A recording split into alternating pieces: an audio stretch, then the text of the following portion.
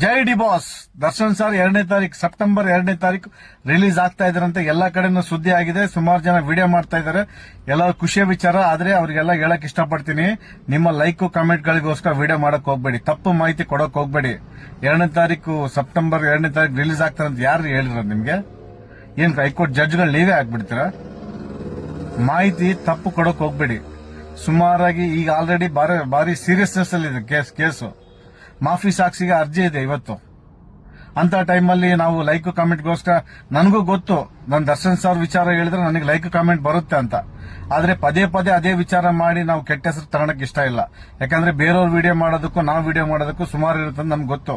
ತಪ್ಪು ಮಾಹಿತಿ ಕೊಟ್ಟು 2ನೇ ತಾರೀಕು ಬರ್ತಾರೆ ಅಂತ ಹೇಳೋದೆಲ್ಲ ಸುಮಾರಾಗಿ ಇದು ಮಾಡಬೇಡಿ. ಯಾಕಂತಂದ್ರೆ ಮೊನ್ನೆ ರೀಸೆಂಟ್ ಆಗಿ ಎಲ್ಲ ನೋಡಿದ್ರಲ್ಲ, DK ಶಿವಕುಮಾರ್ CM ಸಾಹೇಬರು ಸಹ ಹೇಳಿದಾರೆ, ಎಲ್ಲಂದ್ರಲ್ಲಿ ಅದನ್ನ ವಿಚಾರ ತೆಗಿಕ್ ಹೋಗ್ಬೇಡಿ, ಅದು ಸೀರಿಯಸ್ ಮ್ಯಾಟರ್ ಇದೆ, ಅದನ್ನು ಬೇರೆ ರೀತಿಯಾಗಿ ಹ್ಯಾಂಡಲ್ ಮಾಡಬೇಕು, ಅದು ಕೋರ್ಟ್ ಇದೆ ಅಂತ ಹೇಳಿದಾರಲ್ಲ.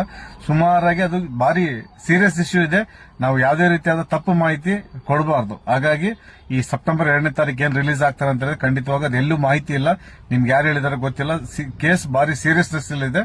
ಯಾರು ಅದನ್ನ ತಮಾಷೆ ಮಾಡಕ್ ಹೋಗ್ಬೇಡಿ, ಅದ್ರ ಬಗ್ಗೆ ಪ್ರಸ್ತಾಪನೆ ಮಾಡಕ್ ಹೋಗ್ಬೇಡಿ. ಅಷ್ಟೇ ಹೇಳೋದು. ಎಲ್ಲೇ ಆಗ್ಲಿಲ್ಲ, ಇದು ಹೇಳಿದಾರಲ್ಲ, ಡಿ ಬಾಸ್ ಅಂತ ಕೂಗಂತ ಇದು ಮಾಡಿ ಅವ್ರಿಗೆ ಇನ್ನೂ ಶಿಕ್ಷೆ ಕೊಡ್ಸಂತ ಕೆಲಸ ನಿಮ್ಗಳಿಂದ ಆಗ್ಬಾರ್ದು, ನಮ್ಗಳಿಂದನೂ ಆಗ್ಬಾರ್ದು. ಹಾಗಾಗಿ ಎಲ್ಲವನ್ನು ಮುಚ್ಕೊಂಡಿರೋಣ ಅಂತ. ಒಳ್ಳೇದಾಗುತ್ತೆ, ಖಂಡಿತವಾಗಿ ಒಳ್ಳೆ ದಿನಗಳು ಬರುತ್ತೆ.